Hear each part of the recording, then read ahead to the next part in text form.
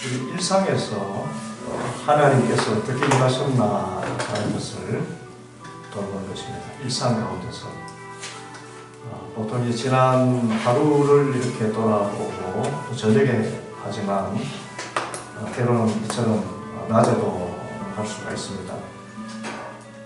또는 그 의미 있는 그런 주간이라면 한 주간 또는 한 달 또는 1년처럼 특정 시간에 주제를 가지고 기도할 수도 있습니다. 보통 5분에서 15분의 시간을 하는데 오늘 한 5분 정도 시간을 내어서 우리 의식 성찰을 해보겠습니다. 첫 번째는 제가 하나님이 1번을 읽으면은 그 아랫부분을 여러분 한번 딱 읽어보시기 바랍니다. 하나님이 주신 모든 선물과 유익한 것들에 대해 하나님께 감사하라. 예수님, 주님은 오늘 제가 사는 세상 안에 현존하셨습니다. 저는 감사합니다. 빛을 구하라. 성령의 조명하심을 기도하라. 성령님의 도우심을 구하라. 이제 가까이 와 주십시오. 함께 나의 하루를 바라보옵소서. 주님의 눈을 통해 공연을 주옵소서. 하루를 돌아보라. 침묵, 생각, 말, 행위, 갈망, 위로, 은혜 받은 것, 고독, 하나님의 부재 경험. 저는 오늘 어느 순간에 주님의 음성을 들었을까? 주님과 가까이 있었다고 느낄 순간은 제일 감사한 순간은 저는 오늘 어느 순간에 주님의 음성을 듣게 경험하였으니까 주님과 멀리 있었다고 느낀 순간은 제일 하나님께 감사하지 못한 순간은 감사, 슬픔, 개선의 의지를 표현하라. 성찰을 통한 결과를 가지고 기도. 예수님 모든 것이 주님으로부터 온 선물입니다. 오늘 주신 선물로 인해 감사와 찬양을 드립니다. 저의 주심을 취해 주시기 바랍니다. 제가 원하는 용서와 자비를 구합니다. 당신이 내일 받고자 하는 은총을 구하라. 예수님 매일 저의 삶 속에 늘 함께 해 주소서. 내일 도와주옵소서. 이 순서를 따라가지고 의식 성찰하는 배를 읽면 그렇습니다. 하나님이 지금부터 24시간으로 거슬러 가서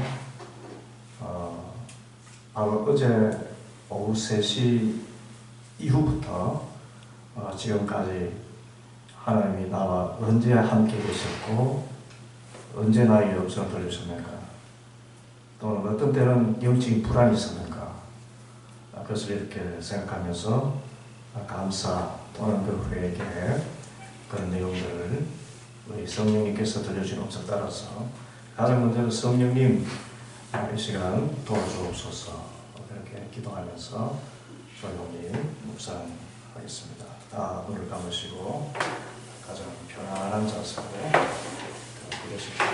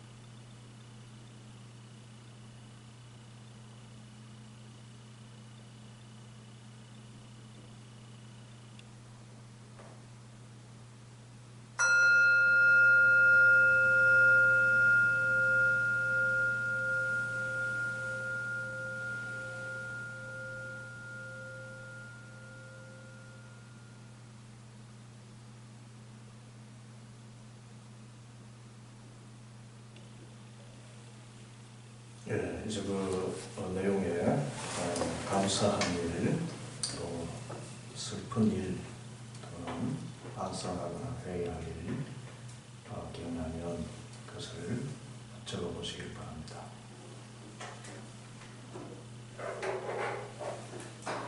이것을 우리가 하나님 앞에서 묵상했기 때문에 이 깨달음은 하나님께서 주시는 것입니다. 우리가 일반 타 종교의 수행자들이 묵상하는 것과 우리 그리스도인들이 묵상하는 것의 차이는 하나님 앞에서 우리가 묵상하고 예수 그리스도를 통해서 하나님을 바라보고 자신을 살펴보는 그것이 아주 근본적인 차이입니다. 그냥 무념무상의 세계로 빠져들어가는 그것이 아니고 하나님 앞에서 하나님이 나에게 어떤 감동을 주시는가, 서로를 돌아볼 때에 어떤 말이나 어떤 행위가 하나님과 가까이 있었던 그 시간을 나타내고 어떤 경우에 하나님 부재, 하나님 전혀 없이 살아오는가.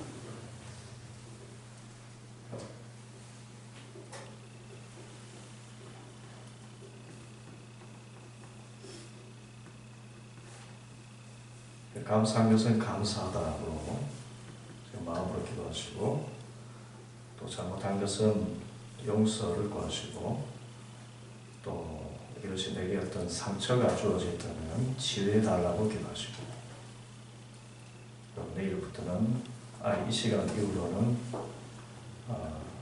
하나님을 떠나 있었던 모습에서 자유하게 해달라고 그렇게 기도하는 내용입니다. 이것이 바로 의식 성찰입니다. 타 종교의 묵상과 다른, 명상과 다른 예수님의 이름을 부르고 하나님 앞에서 성령님의 도우심을 따라서 감사 또는 회개의 일들을 돌아보기 때문에 이것이 매우 귀중한 분의 시간입니다. 의식 성찰. 서셨으면 그대로 이것을 실천할 때 우리의 영성이 성장하게 됩니다. 자, 오늘 영적 분별이란 무엇인가? 영적 분별이란 무엇인가? 교재들은 다 구입을 하셨나요? 예, 교재를 구입하신 분이 있고 강의를 들으실 분이 있고 어느 분은 환영합니다. 제가 아주 교재보다 더 잘 이렇게 이해할 수 있도록 정리를 한 것 같아요. 제가 생각해도. 감사합니다. 우리의 수준을 너무 잘 아시는군요. 그래서 아주 핵심적이고, 이걸 그냥 교재를 그냥 읽으면은 이게 다른 단원들이 여러 좀 이렇게 섞여 있기 때문에 분별이 쉽지 않은데, 하나님이 저에게 지혜를 주셔서 잘 정리를 한 것 같습니다. 그럼에도 불구하고 좀 어려운 부분이 있다면 제가 쉽게 하도록 노력할 테니까 한번 따라해 보십시다. 영적 분별이란 무엇인가? 영적 분별이란 무엇인가? 영적 분별이 뭘까요? 이 주제를 한번 생각해 봅시다.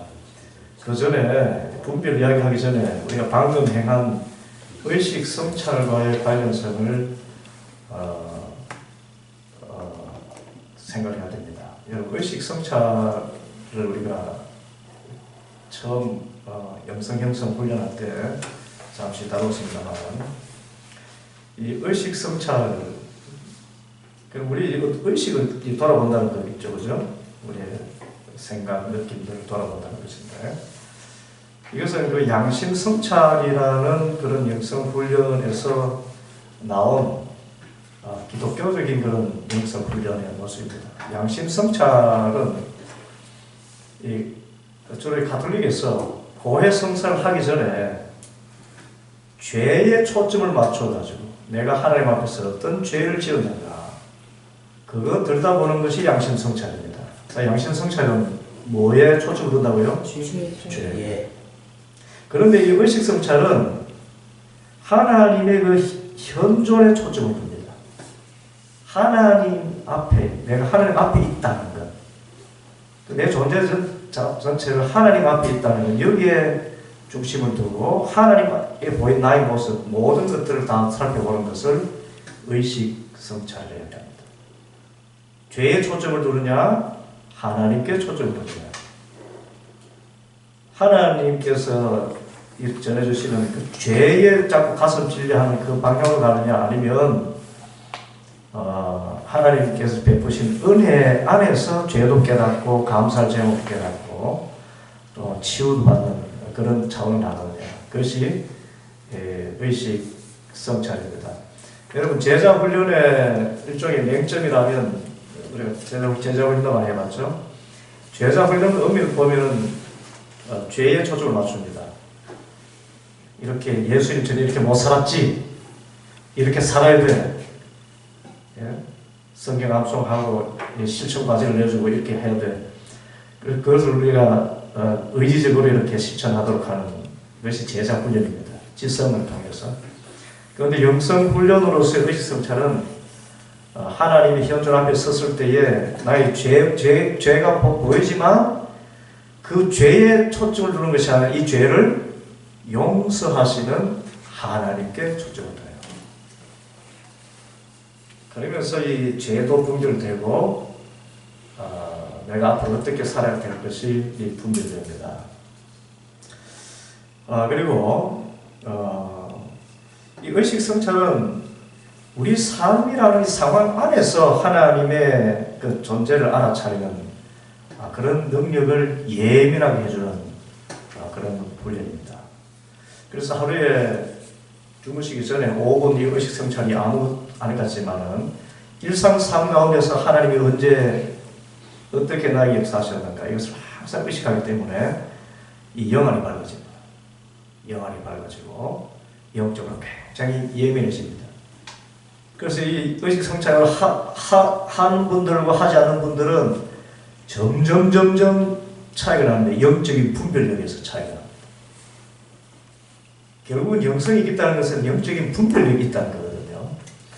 그래서 일상 가운데서 하나님의 현존을 항상 알아차리는 것이기 때문에 우리의 그 영성을 아주 깊게 만들어주는 것이 의식성찰입니다. 아무것도 아니었지만, 근데 특별히 그런데 의식성찰은 내가 무엇을 하고 싶어 하는가에 초점 맞추는 것이 아니라 하나님이 나를 통해서 무엇을 하기를 원하시는가, 하나님의 갈망에 깊이 반응하도록 돕는다. 4번 바로 위에 있죠. 우리의 삶을 향한 하나님의 갈망에 더욱 깊이 반응하도록 돕는 것이 의식성찰입니다. 하나님이 원하시는 것이 무엇인가, 이것을 초점 맞춥니다. 보통 세상 사람들의 묵상은 내가 원하고 바라는 것, 계획하는 것을 어떻게 이룰 것인가, 이것을 자꾸 이렇게 들여다보지 않습니까? 그런데 하나님이 나에게 원하시는 것이 무엇인가, 거기에 초점을 맞춰요. 그래야 우리가 영성이 밝아집니다. 그런데 하나님이 무엇을 하길 원하시는가라고 할 때 그 하나님은 어떤 하나님이신가요? 우리가 영성 훈련할 때, 하나님 앞에서 묵상할 때 하나님은 어떤 하나님으로 항상 기억해야 됩니까? 사랑의 하나님. 사랑의 하나님. 내가 어떤 모습을 가지고, 어떤 일그러진 모습을 가지고 앞에 있더라도 그대로 다 받아주시고 있는 모습 그대로를 들여다봐 주시는, 정말 우리를 관상하시는 하나님.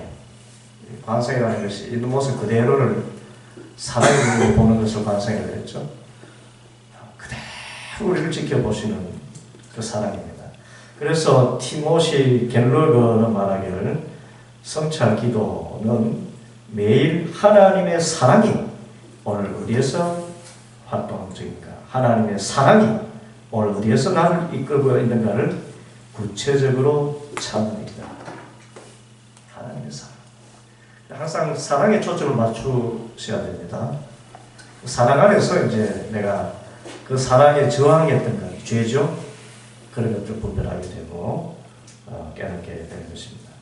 자, 그래서 이 의식 성찰과 함께 우리가 생각할 것이 실생활에서 영적 분별입니다. 그래서 영적 분별은 사실 실생활과 떠날 수가 없죠. 몽롱한 어떤 환각 상태에서 하는 것이 영적 분별이 아니라 실제 생활에서 특별히 의사결정이라는 과정에서 중요한 것은 하나님의 부르심입니다. 누구의 부르심요? 하나님의 부르심을 구별하는 것, 그것이 의사결정입니다.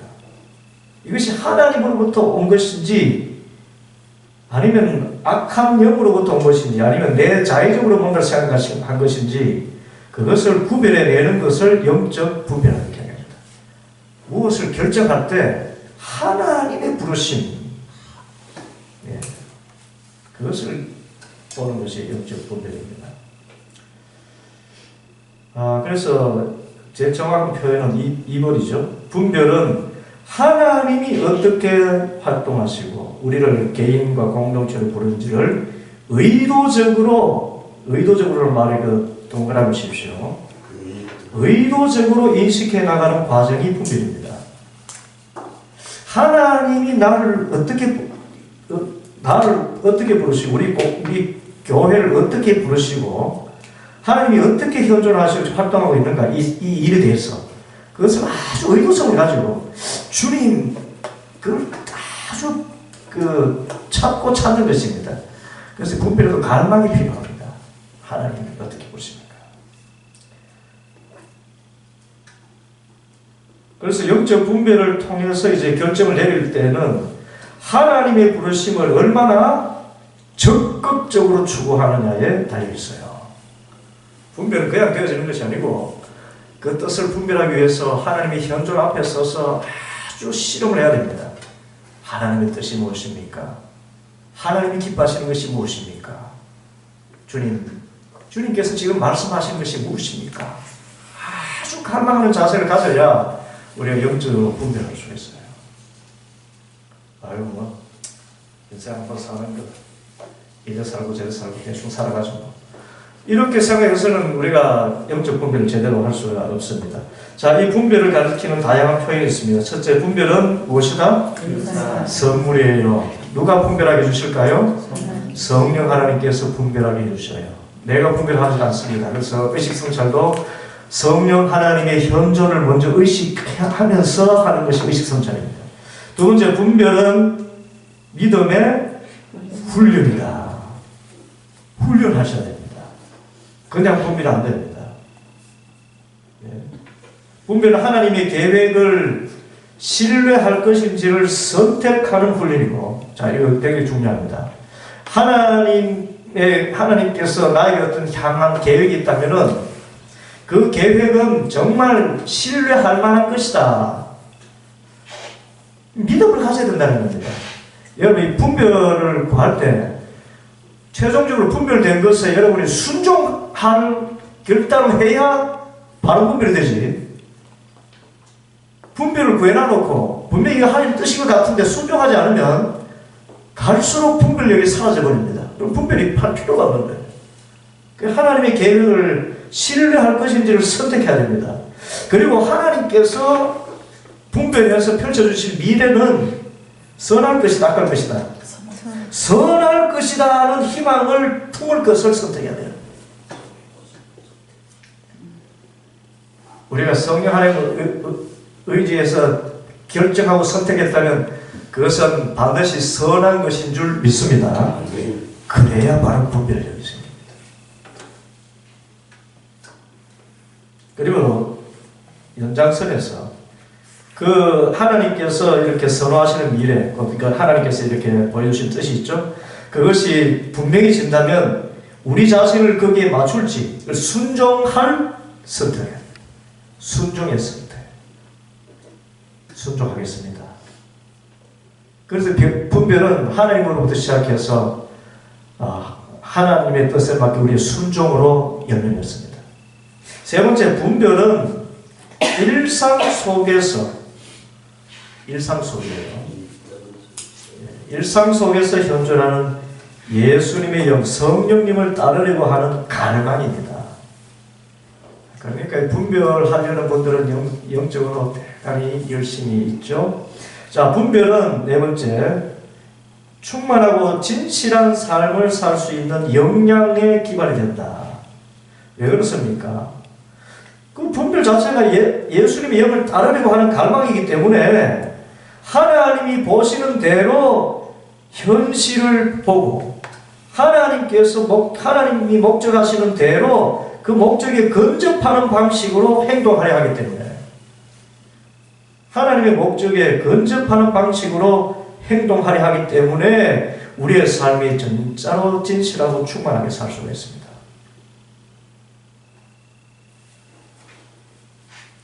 그리고 이 분별을 통해서 악을 피하는 것뿐만 아니라 하나님의 창조 목적과 일치하는 것을 찾아가게 됩니다. 결국은 하나님이 기뻐하시는 것이 무엇인가 찾기 때문에 악을 피하게 되고 그만큼 정말 이 세상을 진실하고 충만하게 살아가게 됩니다. 분별. 다섯 번째, 분별은 우리가 하나님의 자녀라는 정체성을 가지고 구별되게 사는 것이다. 분별 자체가 하나님의 뜻을 구하는 것이기 때문에 그래서 분별 자체가 우리가 하나님의 자녀로서 정체성을 가지고 구별되게 살아가게 되는 것입니다. 분별. 그리고 여섯 번째, 분별은 뭐다? 과정이다. 이거 중요합니다. 분별은 하나하나 어떻게 우리가 구별해내는 시험 문제 푸는 것이 아닙니다. 분별은 과정인데 어떤 과정? 예수님을 닮아가는 과정이에요. 예수님으로 옷 입어가는 과정입니다. 속옷을 입고 구원받았잖아요. 겉옷을 입고 나중에 예수님의 전신갑주를 입고 이렇게 나아가게 됩니다. 과정입니다. 과정. 그래서 항상 하나님의 뜻이 무엇입니까? 하나님이 기뻐하시는 것이 무엇입니까? 이것을 구하고 찾고 두드리고 갈망한 자는 점점점 예수님을 닮아가게 됩니다. 그래서 분별은 결국은 나의 유익을 위해서 시작했지만 하나님의 영광을 위한 그런 이 자리로 나가게 되고 그런데 그 결과는 예수님을 닮은 모습으로 세워지게 되는 겁니다. 그래서 이것이 얼마나 귀한 일입니다. 여덟 번째, 일곱 번째, 분별은 항상 더 큰 신앙 공동체 안에 자리 잡는다. 분별은 자신의 유익이 아니라 결국은 하나님이 기뻐하시는 뜻을 구하기 때문에 그런 하나님이 기뻐하시는 뜻을 구하는 사람들이 모인 더 큰 공동체, 교회, 사회, 나라를 만들어갑니다. 하나님의 뜻이 이 땅, 하늘에서 같이 땅에서도 이루어지게 하소서. 이것이 분별하는 사람들의 이 분별, 삶의 목적입니다. 그러니까 이 지경이 굉장히 넓혀져요. 하나님의 나라와 의로 나갑니다. 분별하다 보면. 하나님 기뻐하시는 것이 나 잘 먹고 잘 살아갈 것이 아니구나. 내가 빨간 옷 입을까요? 까만 옷 입을까요? 이거 하는 게 분별이 아니라 하나님이 기뻐하시는 그 나라와 의를 구하는 것이 궁극적인 뜻이기 때문에 더 큰 공동체로 나가게 됩니다. 여덟 번째, 분별은 우리가 하나님과 뭐 할 수 있게? 협력할 수 있는 뼈대다. 어떻게 협력합니까? 주님은 말씀하시고 우리는 반응하는 것입니다. 순종하는 것입니다. 하나님이 뜻을 보여주시면 우리는 순종해 나가는 것, 그래서 하는 것 협력입니다. 하나님의 나라는 하나님 스스로 이루어 가시지만은 사람을 통해서 이루어 가셔야 돼요. 그 뜻을 보여준 사람들, 또 그 뜻을 안 사람들. 그래서 내가 내리는 결정 자체가 결국은 하나님이 일하시는 것이다. 그래서 진짜 분별하면서 일하면 내가 하는 일이 내 일이 아니라 결국 누구 일이라고요? 하나님 일이에요. 하나님 뜻이기 때문에.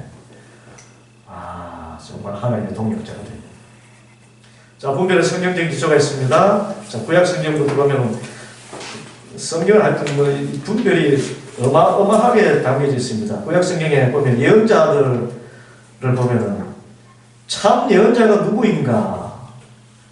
이것을 사람들이 당시에 분별을 하려 했고, 참된 선지자들만이 성경 이사야, 예레미야, 에스겔, 다니엘, 호세아, 요엘 같은 그 당시에 자칭 선지자들이 얼마나 많았습니까?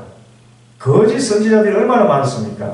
그런데 그 가운데서 이렇게 사람들이 진짜 선지자다 하는 그것들을 보여줍니다. 성경에 보면. 두 번째, 모세의 고백 연설에서도 너와 네 자손이 살기 위해서 생명을 택하라. 생명을 택할 것을 말씀하셨고, 또 사무엘을 이렇게 부르신 이야기가 있죠. 사무엘 3장에 보면은. 자, 그런데 사무엘이 하나님의 음성을 처음에 분별했습니까? 못했습니까? 그래서 그 분별을 누가 하죠? 결국은 엘리가 내립니다. 제사장 엘리인데, 엘리가 우리 눈에 보기에는 이 영적인 분별력이 없어 보이죠. 왜냐하면 자녀들을 그렇게 잘 못 키우고. 그런데 하나님께서 세우신 대제사장이기 때문에 하나님께서는 처음 세우실 때 그런 분별력에 관한 기초를 가지고 있는 것입니다. 그것을 순종하지 못한 것이 있겠지만 분별력은 분명히 가지고 있는 분이었어요. 그리고 이 사무엘을 부르신 일 가운데서 정말 주목할 만한 것이 뭔가 하면은, 사무엘에게 하나님께서 말씀하실 때 그 예언의 말씀이 엘리에게 유익한 것이었습니까? 해가 되는 것이었습니까? 해가 되잖아요. 그런데 엘리는 거기에 반역하지 않습니다. 주의 뜻대로 이루어지리다. 그래서 대제사장은 대제사장이에요. 비록 자식 때문에, 자식 잘못 키워서 이런 나라가 이렇게 혼란에 빠지는 어려움을 겪지만, 그럼에도 불구하고 하나님의 그 뜻, 분별된 뜻에는 순종합니다.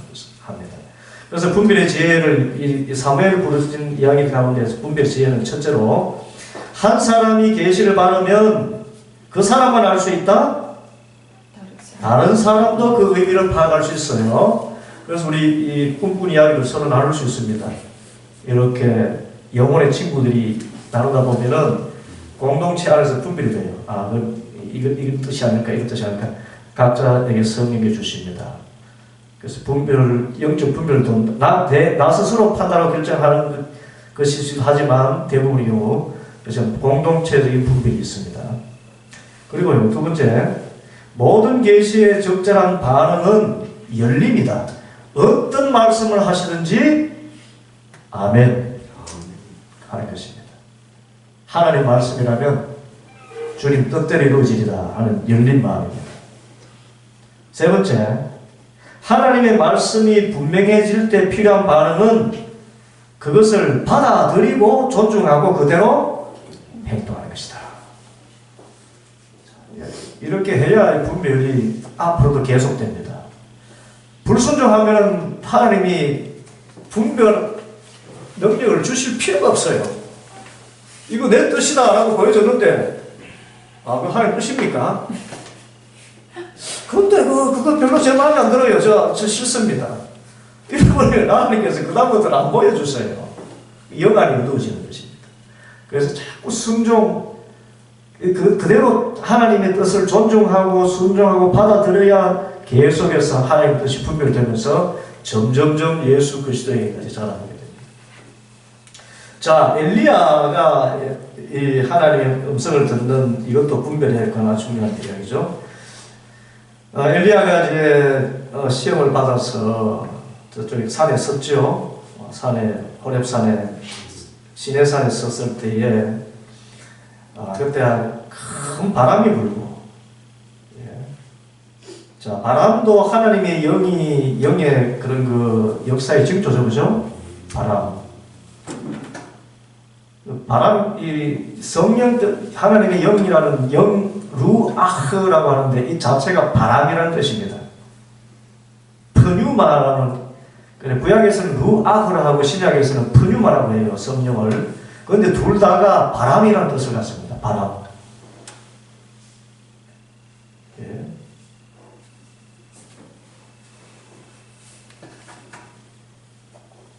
그럼 바람, 창조를 일으킨 바람, 하나님의 영은 수면에서 운행하시라고 했잖아요.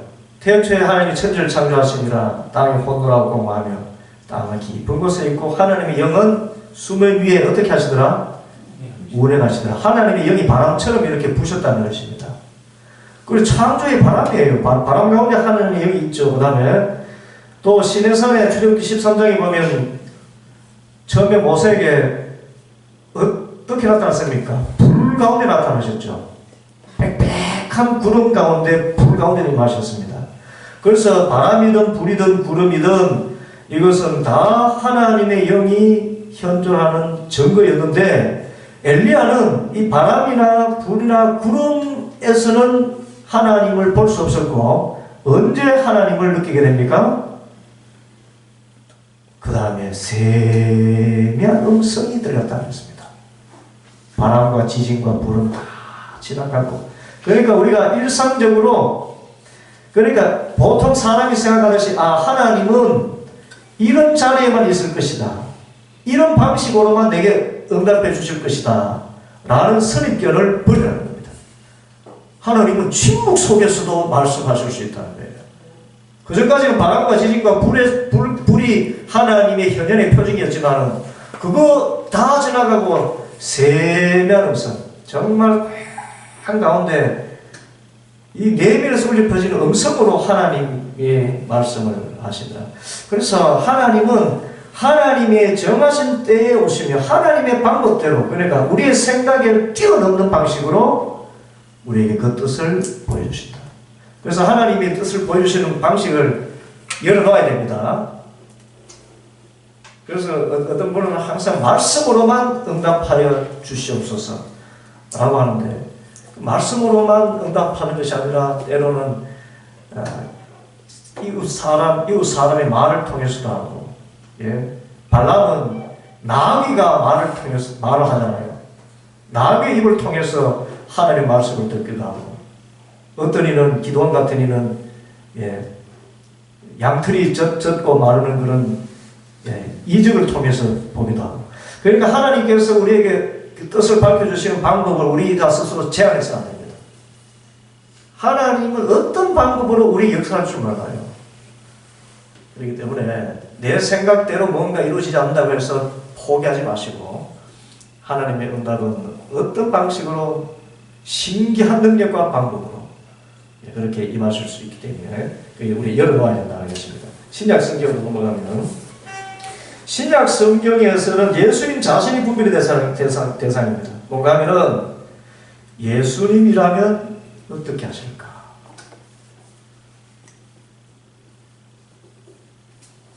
이 책을 이 예수님이라면 어떻게 하실까라는 책도 있습니다. 예수님이라면 어떻게 하실까? 그 예수님 자체가 분별의 표지입니다. 예수님이라면 어떻게 하실까? 예수님은 이때 어떤 말씀하시고 이때 어떻게 행동하실까? 그래서 우리는 예수님이 누구시며 예수님의 삶은 무슨 의미가 있으며 또 예수님이 하신 말씀에 어떻게 응답할 것인가에 대해서 우리는 항상 주목해야 됩니다. 그래야 영적인 분별력이 생깁니다. 그리고 예수님의 비유를 이해하는 것 자체도 분별의 수련입니다. 예수님의 비유. 귀 있는 자는 성령이 하시는 말씀을 들을지어다. 귀 있는 자는 들을지어다. 그래서 하나님의 말씀을 이해하는 것, 묵상하고 깨닫는 것 자체가 분별 수련이에요. 복음서 여러분 깊이 묵상할 때 분별력이 생깁니다. 또 그들의 열매로 그들을 알리라. 신약 성경에서 강조하는 듯한 가운데가 열매입니다. 그들의 열매. 바리새인은 열매가 없었잖아요. 말만 있었지 않습니까? 자, 그걸 가지고 저분은 성령의 사람이고 저분은 육의 사람인 것을 분별할 수 있습니다. 갈라디아서에도 육체의 일과 성령의 열매를 분별했죠. 육체의 일을 하는 사람은 성령의 일을 하는 성령의 사람이 아니다. 육체의 일은 하나님의 뜻이 아니다. 예.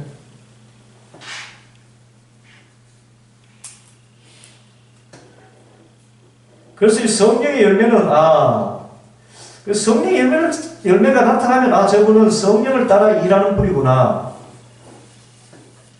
그래서 우리가 영분별이라 하는 것은 대부분의 경우에 저분 입은 옷, 속옷 색깔이 무엇이냐 이거 분별하는 게 영분별 아니고, 영분별은 이분이 지금 살아가는 그 삶의 모습, 그 인품과 성품을 보면서 이분은 이 성령을 따라 사는 것이구나.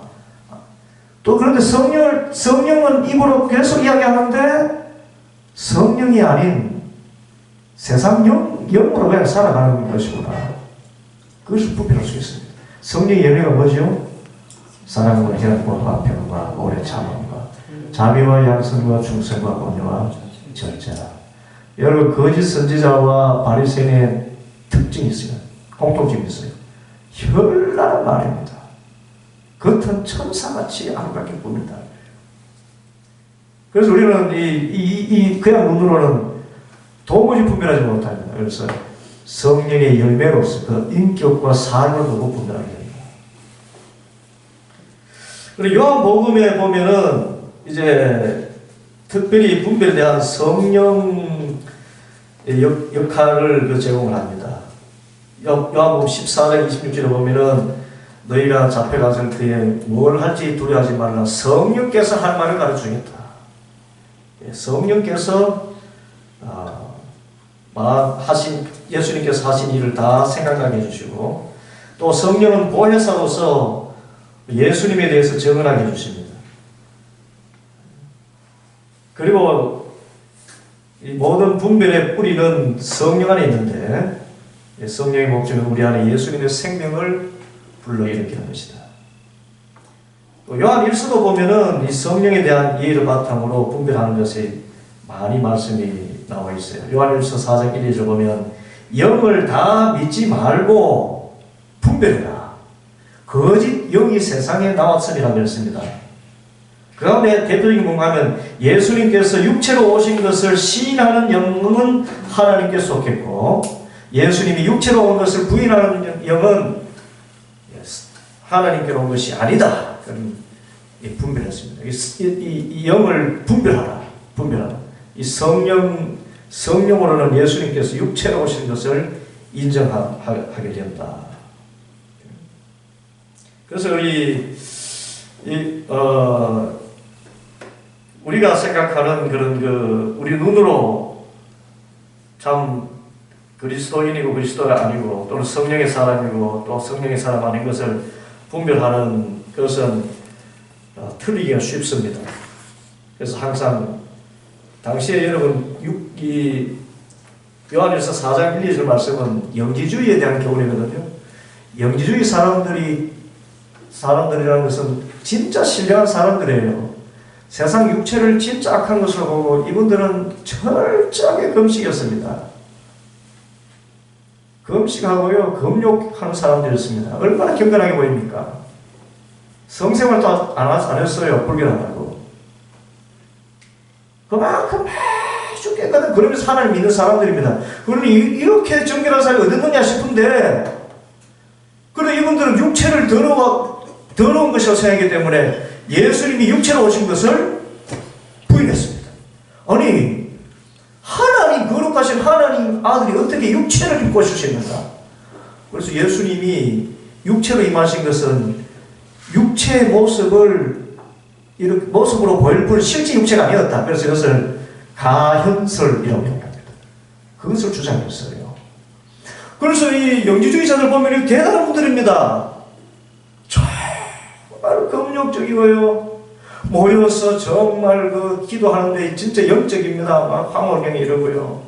세상 육체는 아무것도 아닌 것처럼 생각하는 사람들인데, 그런데 성령께서는 예수님이 육체로 오셨다는 것, 이것을 믿어야 이것이 진짜 그리스도인이라는 것. 그래서 육체로 오는 것을 시인하느니 시인하지 않느냐, 이것을 분별의 기준으로 주신 것입니다. 그리고 세상이 주는 기준과 얼마나 다르나요? 다르다는 것입니다.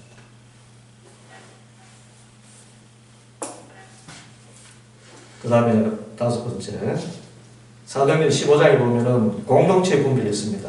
공동체 분별이라는 것은 예루살렘 공의회 사건이죠. 예루살렘 공의회 사건인데 이때 베드로가 자신의 그 니고데모의 집에서 있었던 그런 성령의 충만한 사건에 대한 그 경험을 이야기하면서 그러니까 목매어 죽인 그러니까 성경에 불결하다고 검해놓았던 음식물들 있지 않습니까? 기는 것도 있고 뭐 여러 가지 그런 음식들, 그런 음식들을 먹는 이방인들에 대한 구원에 관한 문제. 그 이방인들도 정결하게 할례를 받아야만 구원받을 수 있고 또 정결한 음식을 먹어야만 구원받을 수 있다라고 생각하는 것이 유대인들의 전통적인 생각이었죠. 그런데 성령 하나님께서는 그런 정결하지 않은 음식을 먹는 니고데모의 가정도 구원하시다는 겁니다. 베드로가 그걸 봤잖아요. 경험했지 않습니까? 그래서 이것 때문에 사도 바울도 마찬가지로 이방인의 사도인 사도 바울도 우리가 구원 얻는 것이 믿음이지 행위가 아니다. 이것을 결정하는데, 이것을 분별해서 결정하는데 어디서 했습니까? 사도들이 모인 자리에서, 예루살렘의 사도들이 다 모인 그 자리에서 공동체가 결정하는 거예요. 그래서 지금도 우리 교회 총회를 성총회라고 이야기합니다.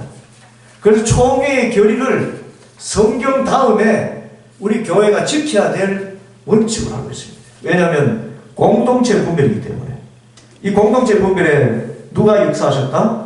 성령 하나님 역사하셨다. 총대 대원들을 통해서 역사하시기 때문에.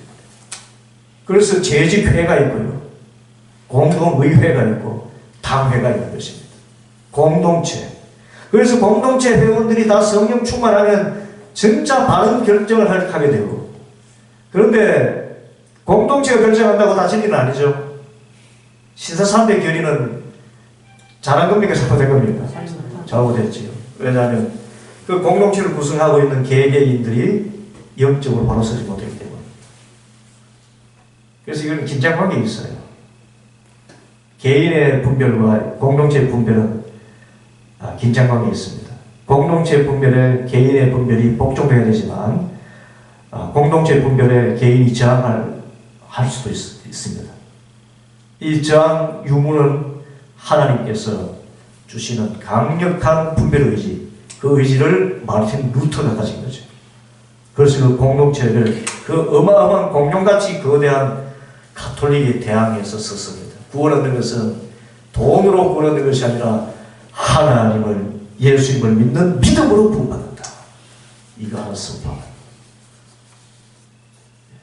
그렇지만 이 큰 틀에서 이런 사도들이 모인 이런 자리에서 성령의 기름 부음을 받은 이 거룩한 사도들이 각자가 받은 그 영감을 나눔 중에 이런 구원에 관한 공동체 분별이 이루어진 것입니다. 자, 이제 성경에서 이 정도로 봤고요. 분별의 신학적인 기초가 있습니다. 여러분 신학 그러면 좀 그 말 자체가 어렵다는데 이것은 성경을 잘 체계화해서 정제된 언어로 표현한 것이다. 그렇게 생각하면 됩니다. 그래서 분별의 신학적 전제는 중요합니다. 하나님은 살아계시고 나와 대화하시는 분이다.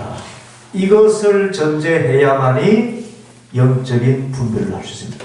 하나님 살아계신 거 믿습니까? 나와 교제하시고 나와 대화하시는 분이심을 믿습니까? 내게 음성 들려주시고 내 기도를 들으시는 분인 줄 믿습니까? 이거 믿지 않으면 영적 분별 못합니다. 두 번째, 분별의 신학적 기초는 창조주 하나님이신데, 하나님은 우리를 지으실 때에 하나님은 깊은 무엇을 지니? 지성에다 동그라미, 우리를 지성적인 존재로 지으셨어요. 여기에 분별의 기초가 있습니다. 사람은 하나님도 성찰하고 다른 피조물들도 성찰할 수 있는 지성을 가진 존재로 지어받았습니다. 동물과 구별 때요. 동물이 하나님 분별할 수 있을까요? 하나님 옷을 분별을 못합니다. 동물은 먹는 것만 분별하더라고요. 먹는 건 딸랑 소리만 하면 먹잇감, 놀이개도 전부 먹잇감 가지고 놀이기를 하니까 고양이도 노는데 예? 움직이는 그 아주 작은 동물 모양 달아놓으니까 진짜 들고 달려드는데 사람만이 지성을 가졌기 때문에 이 지성이라는 것은 하나님도 성찰하고 피조물들도 성찰하고 자신도 성찰할 수 있는 그런 능력을 부여받아서 창조된다. 여기 우리 분별의 기초가 있습니다. 그리고 하나님께서는 그 섭리적인 돌보심을 사람의 모습을 가지신 누구 안에서? 예수님 안에서 나타났다는 거예요. 예수님 안에서 나타났다.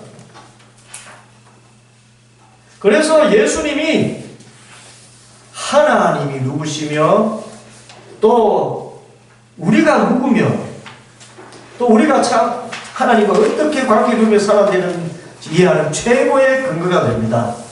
예수님입니다. 세 번째는 하나님께 관해서 말하는 것은 사람에 관해서 말하는 것과 연결돼요.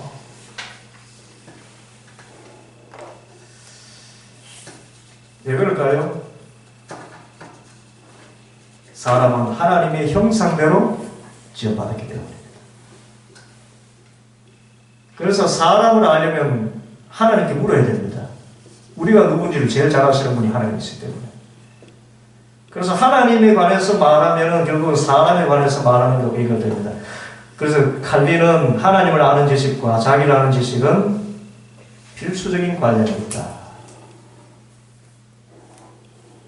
네 번째, 우리 분별의 목적은요, 어떤 선택이 내가 창조된 목적과 가장 분명하게 일치하는가, 이것 때문에 분별해요.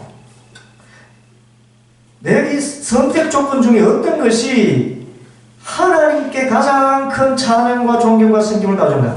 무엇을 선택하면 하나님이 가장 기뻐하실까?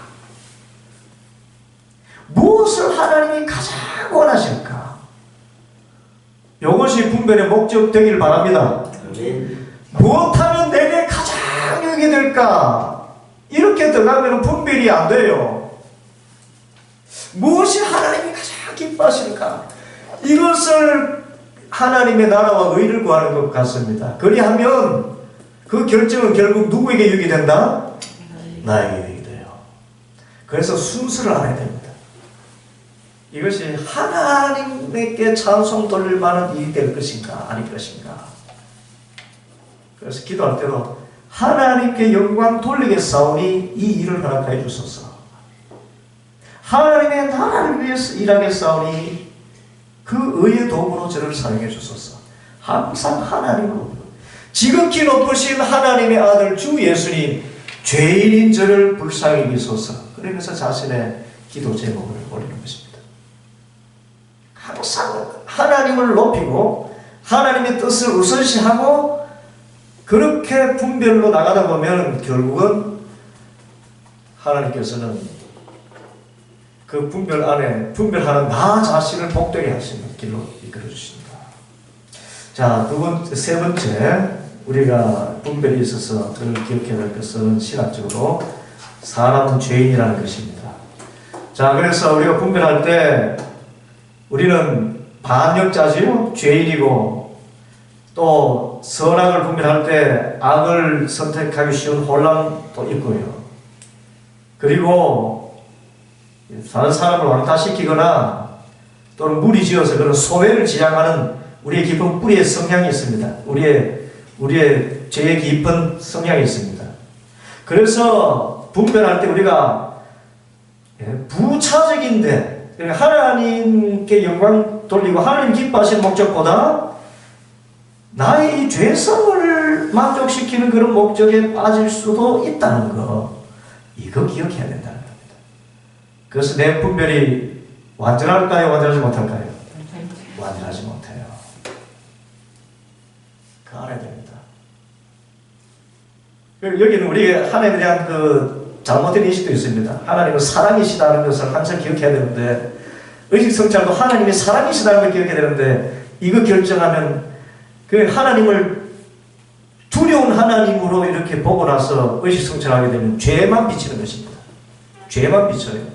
그게 아니라 하나님은 사랑이심을 알 때에 어떤 죄라도 용서해 주신다는 걸 알고 그 때문에 죄를 짓지 않게 되는 방향으로 나가게 되고 그런 것처럼 우리가 가지고 있는 그 하나님에 대한 잘못된 이해 이것도 우리의 연약함입니다. 이것도 우리의 죄성에 포함되는 것입니다. 그래서 우리는 식별 과정에서 미혹에 빠지지 않도록 우리에게 죄성이 하나님의 뜻을 분별하는 것을 방해하지 않도록 사단을 결박하고 물리치는 기도를 해야 됩니다. 주님, 바른 분별할 수 있도록 성령 하나님께서 역사하소서. 앞으로 분별의 모든 실습을 보겠지만 항상 기도하기 처음에 성령 하나님, 하나님의 뜻대로 이루어지도록 분별케 해 주시옵소서 기도하고 시작합니다. 네 번째, 분별의 근거는 하나님의 계획, 하나님의 뜻, 하나님의 부르심입니다. 자, 여기서 우리가 한번 물을 게 있죠. 우리가 하나님의 뜻을 아는 것이 가능할까요? 가능하지 않을까요? 가능합니다. 성경이 전부 다 하나님 뜻이잖아요. 그런데 숙명적으로 생각하는 접근하면 지금 1번의 이 숙명적인 예는요, 이것은 이 분별의 자세가 아니라 노예의 자세입니다. 이렇게 하지 말라는 거예요.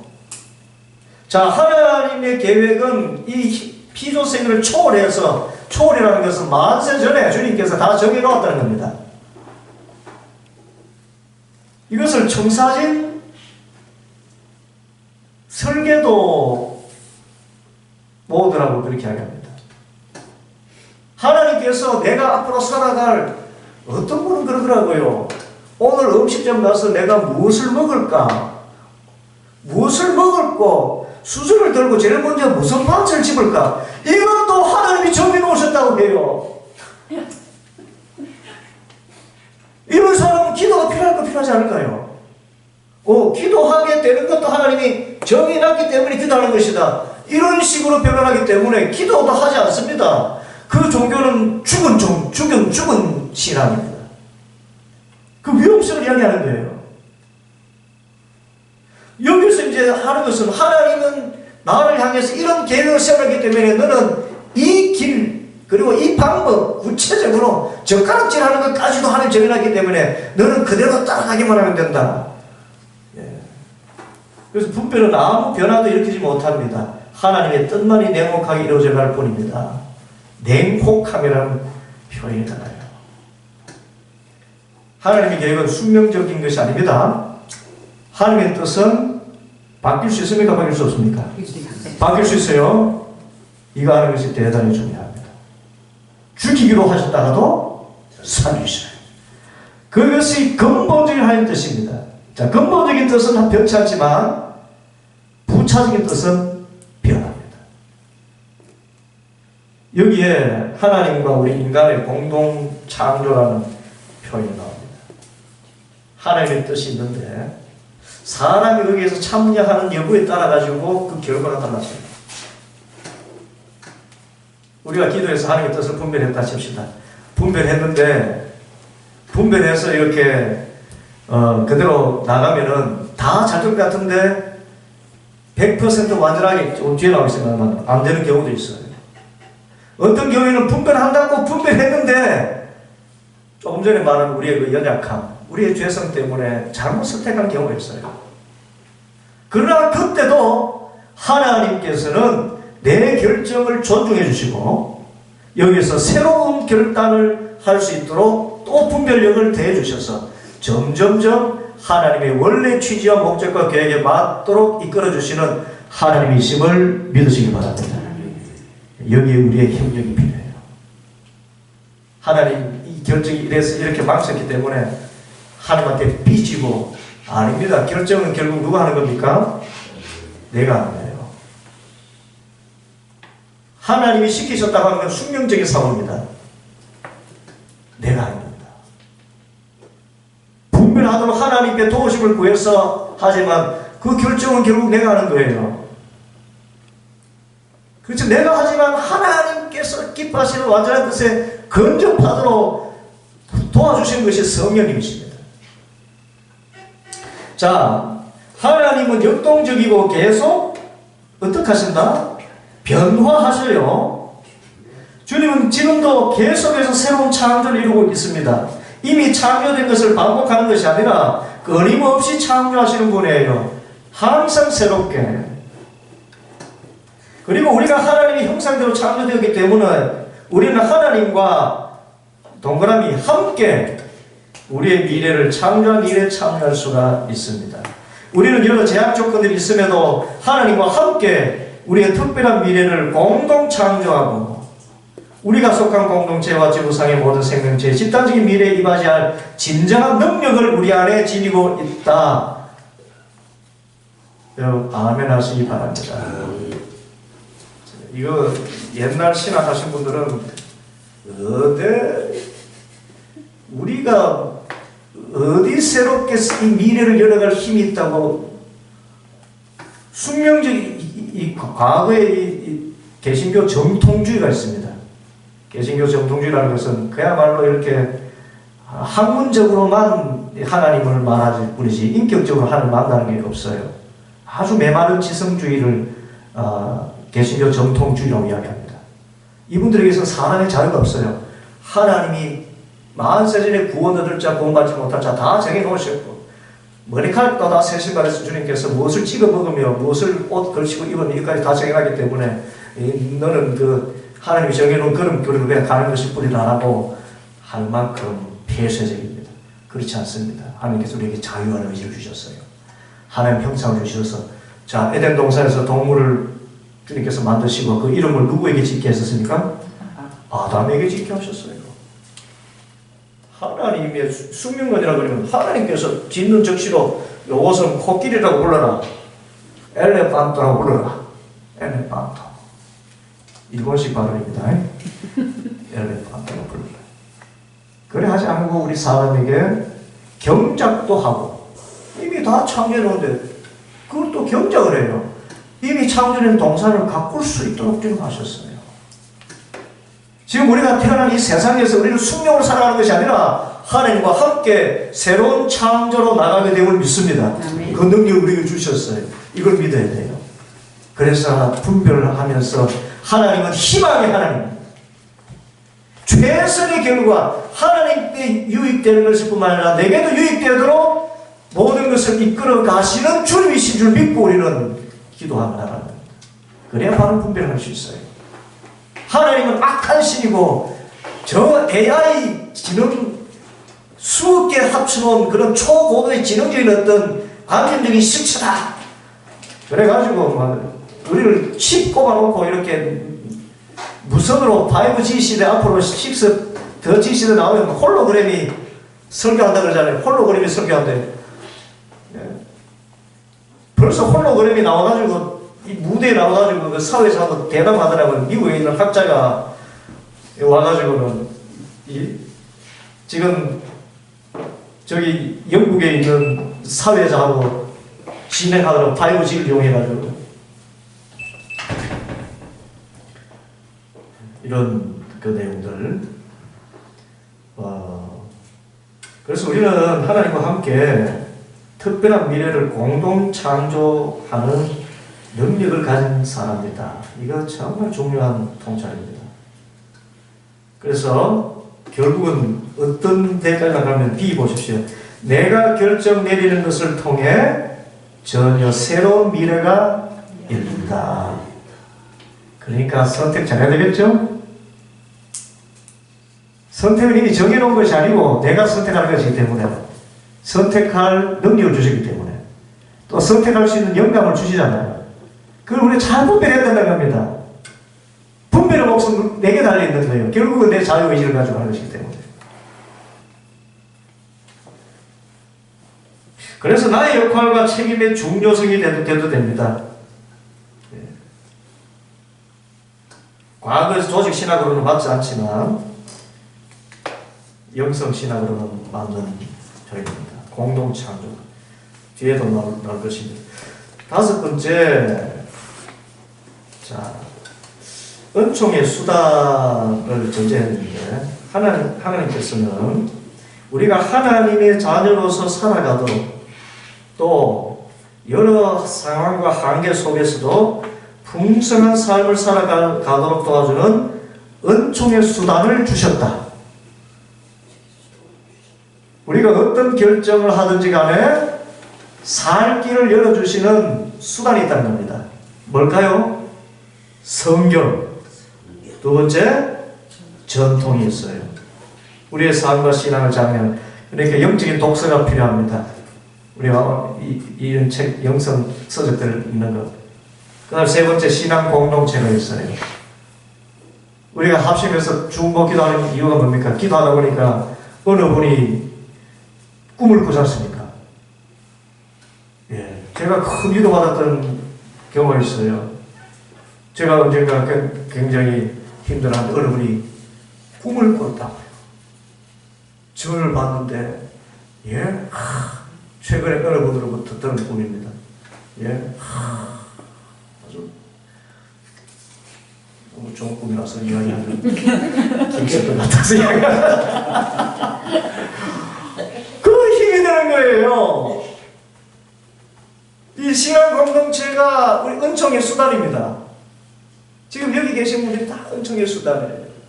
서로가 이 분별의 영성을 갖고 가지고 앞으로 우리가 서로 어려운 문제가 있어서 이렇게 서로 나눌 때에 서로를 위해서 기도할 때 하나님께서 나에게 이런 음성을 들어주시는데 나에게 이런 음성을 들어주시는데 이러면서 이렇게 이야기를 나눌 수 있고 내가 지난번에 신앙생활하면서 이런 경험을 했을 때 그때는 이런 식으로 하나님 해결해 주시는 것을 보았다 라고 이렇게 나눌 수도 있고 공동체가 얼마나 좋은 은총의 수단인지 모릅니다.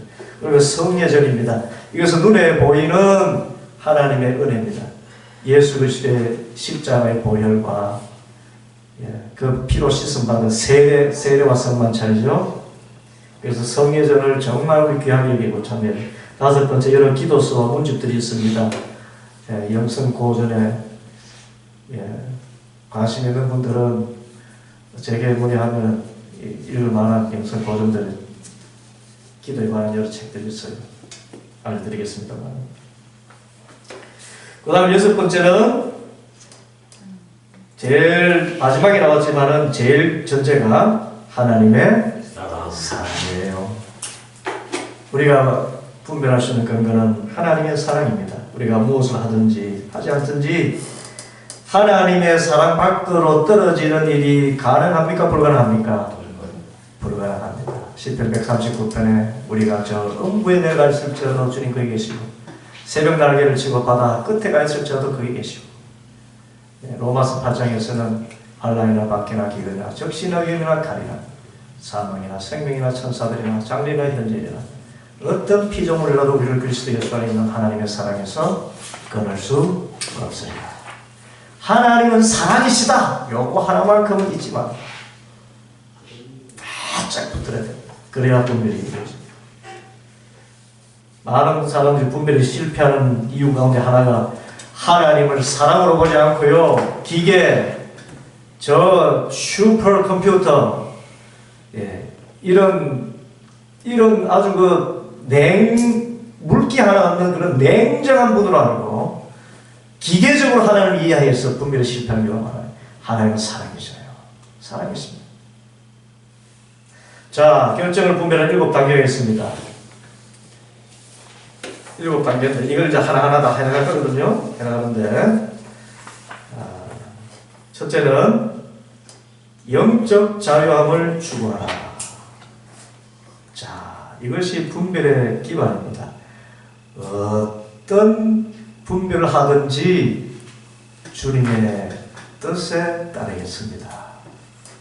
이 영적 자유예요. 내게 유익하게 보이든지 내게 유익하지 않게 보이든지 하나님의 뜻은 분명히 선하고 합력해서 선을 이루실 줄 믿습니다. 이것이 영적 자유함입니다. 이 영적 자유함이 없이는 자기 개선, 내가 뭐 계획하고 있는 것 이거 어떻게 결정할까 하는 의사결정 기법을 전략하고 갑니다. 그런데 영적 자유함은 하나님이 갈망하시는 것을 갈망하고자 하는 갈망이다. 이거 너무나 중요한 표현이죠. 영적 자유함은 하나님이 갈망하시는 것을 갈망하고자 하는 갈망 가운데서 오는 자유함입니다. 누가 갈망하시는 것? 하나님이 갈망하시는 것이 내게도 이루어지게 하소서. 그러면은 분별의 자유가 와요. 두 번째, 당신이 직면하고 있는 문제나 선택사항을 발견하고 이름을 붙여라. 어떤 분들은 대입 이런 이름을 붙일 수도 있고, 어떤 분들은 취업이라는 이름을 붙일 수도 있고요. 자기가 지금 그 직면하고 있는 문제나 선택사항에 있어서 배우자, 어느 배우자를 선택할까요? 자, 이런 고민, 행복한 고민하는 사람도 있겠죠, 그죠? 어디 가서 살까요? 여러분, 이것도 우리 분명히 고민입니다. 어느 지역에 가서 살까요? 어떤 사업을 시작할까요? 우리 일상생활에 있는 모든 것이 분별의 소재입니다. 선교만이 소재가 아니에요. 그 이름을 붙이는 것입니다. 그리고 세 번째는 그 문제와 관련된 정보를 모읍니다. 이 지역에 살면은 어떤 여기는 몇 세대 정도가 살고, 어떤 것 같은, 내가 나중에 나옵니다만, 이냐시오 로욜라가 이성을 사용해서 분별할 때는, for and against. 그래서 이 되게 유익한 거, 그 리스트를 쫙 읽어가고, 되게 불리한 거, 그 리스트를 쫙 작성해가지고, 무게를 잽니다. 그 유익이 있는 쪽으로 무게를 재서. 그런데 리스트가 적더라도 무게가 강한 쪽으로, 유익이라는 무게가 강한 쪽으로 선택하는 것입니다. 그것도 하나님이 기도하면서. 그런 것이 있습니다. 그런 정보를 모으는 것. 그 다음에 성찰하고 기도합니다. 기도. 주님, 아버지의 뜻은 무엇입니까? 무엇이 가장 바른 선택이 될까요? 그리고 다섯 번째는 여러 과정을 통해서 잠정적인 결정을 내리고, 여섯 번째는 이 확정 또한 기도합니다. 지금까지 분별한 것을 분별하는 기도. 지금까지 이끌림을 다시 테스트하는 그런 기도를 드립니다. 일곱 번째, 이 전 과정을 확정하기 전에 전 과정을 돌아봅니다. 돌아보면서 어느 단계에서 내가 영적 자유함이 없었던가. 그러니까 이 가정, 우리 분별에서 제일 중요한 표현이 하나님은 사랑이시다. 그 다음에 영적인 자유함, 그 다음에 영적인 초연함, 그 다음 바이스합니다.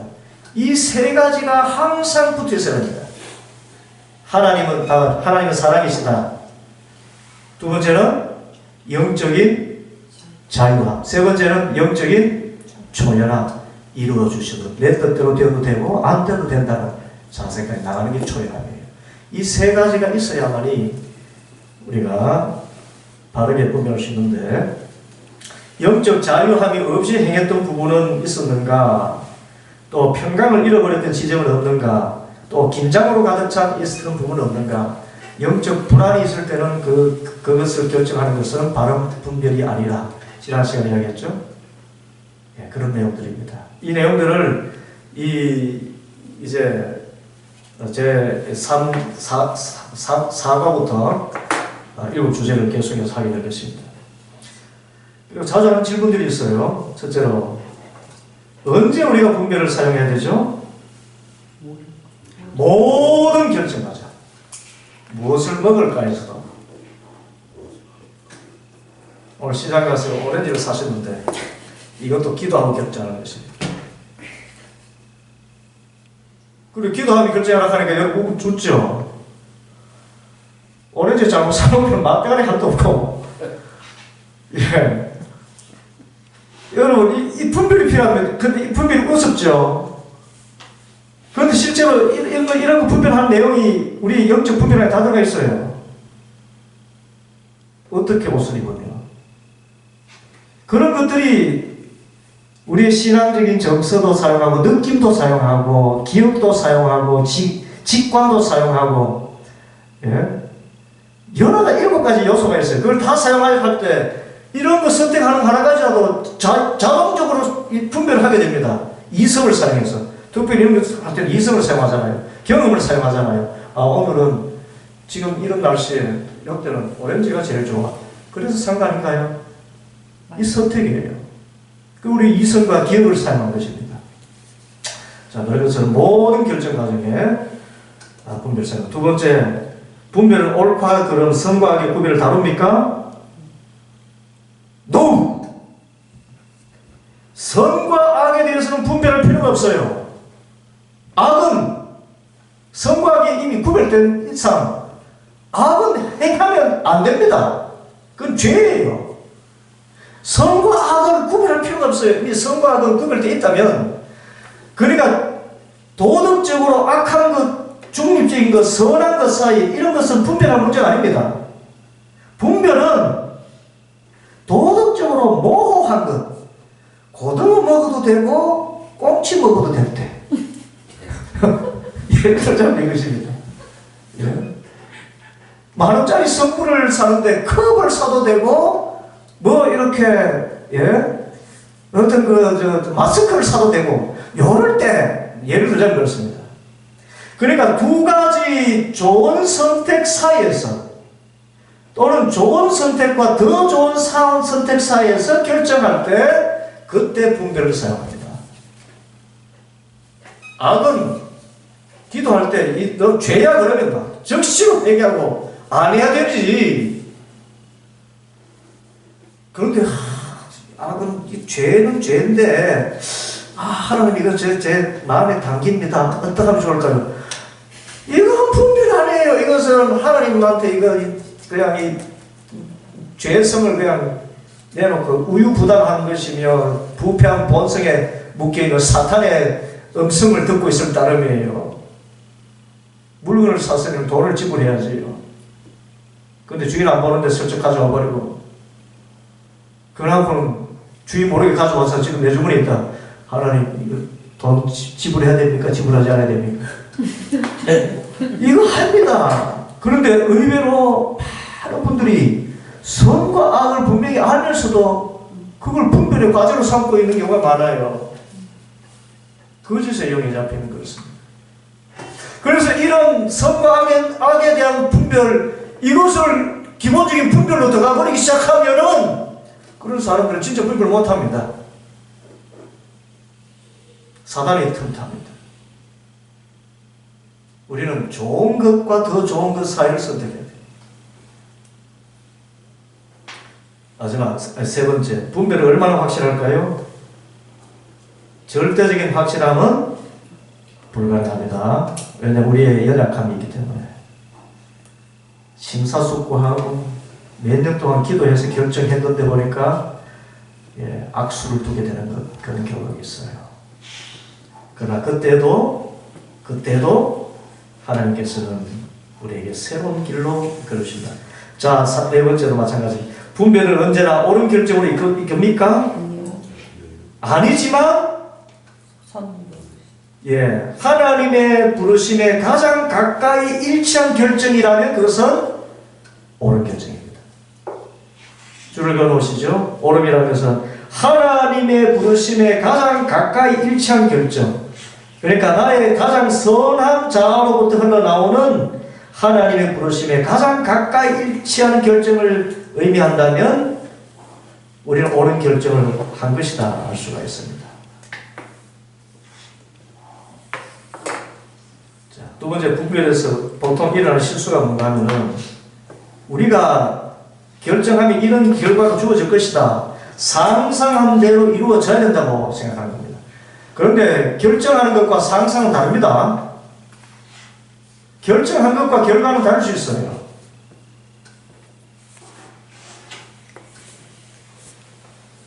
그래서 세 번째,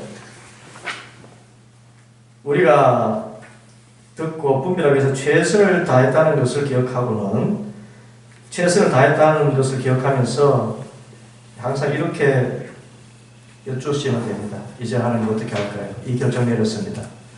이제 어떻게 할까요? 이제 어떻게 할까요? 자, 그래서 우리 분별에서 제일 중요한 말씀이 나옵니다. 줄을 쫙쫙 끊어놓으시고 암기하십시오. 분별은 결과에 대한 확실성을 얻거나 또는 자신이 옳다는 것에 대한 확신을 얻는 것이 아니라 우리의 결정 안에서, 그리고 그 결정들을 통하여 뭘 추구한다? 하나님을 추구하는 것이다. 그리고 하나님은 발견되기 원하신다. 이거 이 책 다 떼고 나서 여러분 한 문장으로 쓰라고 하면 이걸 쓰시기 바랍니다. 분별이란 뭐냐? 하나님을 추구할 것이다. 그래서 이런 결정 저런 결정 내가지고 어떤 때는 아이고 잘못했구나 잘못된 결정을 아닙니다. 잘못된 결정 없어요. 그동안에 뭘 추구했습니까? 하나님을 추구했기 때문에. 그래서 점점 영적 분별이 성장이라고. 그러면서 점점 원숙한 예수님처럼 판단하고 예수님처럼 분별할 수 있는 능력으로 자라날 수 있게 되는 것입니다. 기도하십시다.